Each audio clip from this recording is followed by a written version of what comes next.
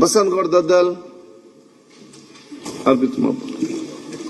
ಸನ್ಮಾನ್ಯ ಸಭಾಧ್ಯಕ್ಷರೇ, ನಾನು ರಾಯಚೂರು ಜಿಲ್ಲೆಯಲ್ಲಿ ಅಕ್ರಮವಾಗಿ ಮದ್ಯ ಮಾರಾಟ ಮತ್ತು ಸಿಎಸ್ ಪೌಡರ್ ಅನ್ನ ಮಾಡ್ತಾರಂತ ಕೇಳಿದೆ. ಹಾಗಾಗಿ ರಾಯಚೂರು ಜಿಲ್ಲೆಯಲ್ಲಿ ಕೆಲವು ವ್ಯಕ್ತಿಗಳು ಸ್ವಲಾಭಕ್ಕಾಗಿ ಅನಧಿಕೃತ ಸ್ಥಳಗಳಲ್ಲಿ ಅಕ್ರಮವಾಗಿ ಮದ್ಯ ಮಾರಾಟ ಮಾಡುತ್ತಿರುವುದು ಸರ್ಕಾರ ಗಮನಕ್ಕೆ ಬಂದಿರುತ್ತದೆ ಅಂತೇಳಿ ಇದರಲ್ಲಿ ಉತ್ತರವನ್ನು ಕೊಟ್ಟಿದ್ದಾರೆ.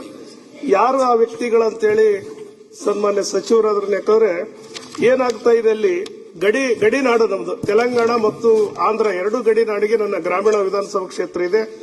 ಅಲ್ಲಿ ಸುಮಾರು ದಿನನಿತ್ಯ ಸಾವಿರಾರು ಜನ ಅಲ್ಲೆಲ್ಲ ಇದೇ ದಂಧೆಗೆ ಈಗ ನಿಂತುಬಿಟ್ಟಿದ್ದಾರೆ. ಪೌಡರ್ಗಳನ್ನ ಆ ಕಡೆ ತೆಲಂಗಾಣದಿಂದ ತರೋದು, ಈ ಕಡೆ ಸೇಂದಿಯನ್ನ ಮಾಡೋದು.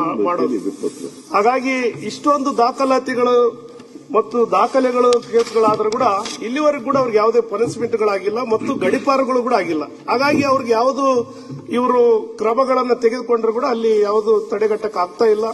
ಸುಮಾರು 13,557 ಲೀಟರ್ಗಳನ್ನ ಇಲ್ಲಿವರೆಗೂ ವಶಪಡಿಸಿಕೊಂಡಿದ್ದಾರೆ. ಸುಮಾರು 183